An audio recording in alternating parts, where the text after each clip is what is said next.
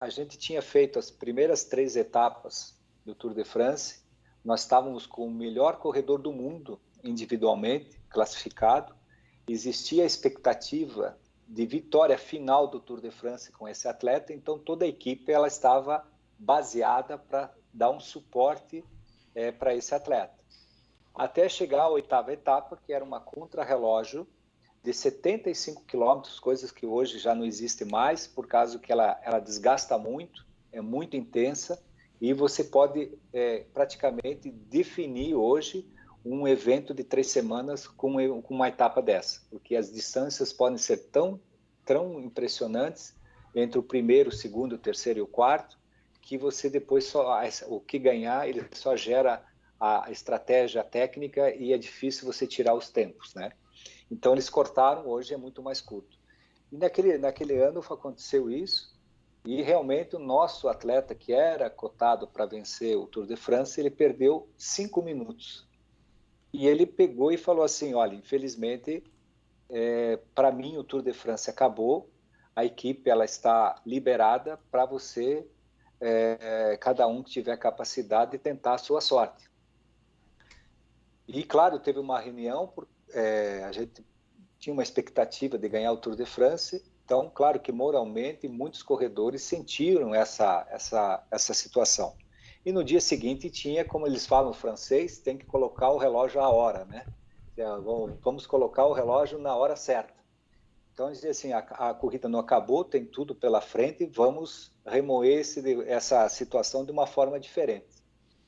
E a corrida lançou Alençon-Rennes, né? Um percurso um pouquinho, eu diria que é um percurso não montanhoso, mas não plano, né? Então a gente chama no jargão popular do ciclista, fala quebra-perna, né? Porque você nunca está em repouso, mas nunca está subindo realmente. Então sempre está fazendo esforço. A corrida se lançou muito rápido, a primeira hora tinha dado 60 km por hora, depois foi se acalmando, cortou um pelotão, se ajuntou, cortou. Quando faltava mais ou menos 43 quilômetros, surgiu essa famosa fuga de 16 corredores, aonde eu estava representando a equipe. Atrás houve uma trégua, né? O pelotão, vamos dizer assim, fez uma trégua porque os corredores que estavam envolvendo na frente eram as equipes mais interessadas de buscar a vitória naquele dia. Então, a partir do momento que isso acontece, atrás os desinteressados ficam muito mais pensando já no outro dia o que vai acontecer, e o líder, que está com a camisa amarela, que na época era o Greg LeMond, ele procurou mais economizar a equipe dele e gerar a situação que não abrisse muito tempo, e foi o que aconteceu. A gente chegou, acho que com 35 segundos do grupo principal, e isso não relaciona nada de dificuldade para quem está liderando o Tour de France. E naquele momento, quando entrou nos 5 quilômetros finais, o diretor esportivo que estava seguindo, na época não tinha o rádio, né, para falar comunicação direta, eles tinham autorização de você erguer a mão, eles vinham à tua altura, e a gente conversou um pouquinho, e ele falou, olha, a corrida está na tua mão, o que você acha que você devia fazer? Eu falei, olha, o vento me parece que vai estar a favor, eu tenho facilidade de partir rápido, eu vou tentar nos 600, 700 metros fazer isso, porque se esperar, existia corredores muito mais rápidos se viesse o sprint. E foi o que aconteceu.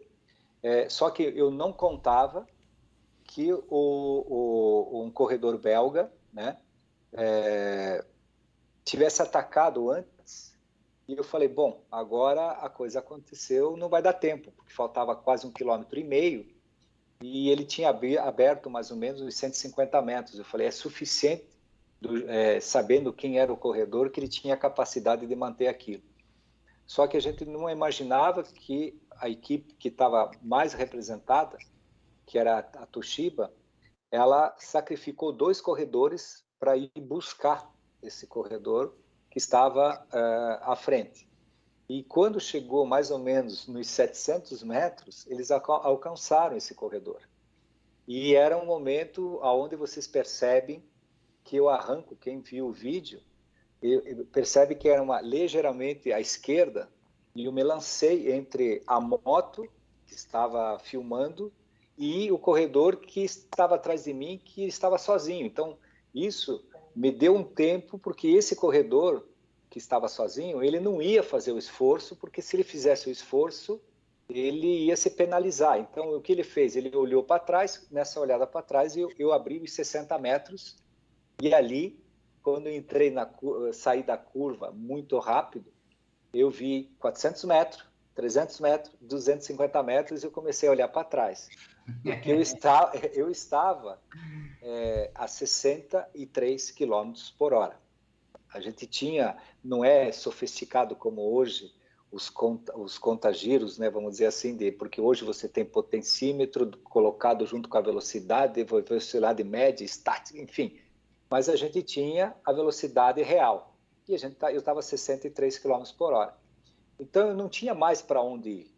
E meu reflexo, ele dizia assim, eu não entendo, porque eu estava no limite e olhava para trás e percebia que o pessoal vinha mais rápido, né? E eu estava tendo cãibra e eu não sabia mais o que eu fazer. E quando eu olho, a última vez que eu vejo o vulto muito próximo, se você perceber, eu apoio de uma maneira tão exagerada que eu perco um pouco o equilíbrio da bicicleta, e aquele equilíbrio me deu um impulso e foi o suficiente para mim passar a linha de chegada com 20 centímetros de diferença para o segundo colocado. Depois, todos os jornalistas, não só como você questiona, que foi muito emocionante, todos falaram, e eu brinquei, eu falei, é uma oportunidade tão grande que eu quis estar todo mundo do meu lado, mas não tem nada a ver, as coisas foram assim pela dificuldade técnica que foi a prova, né?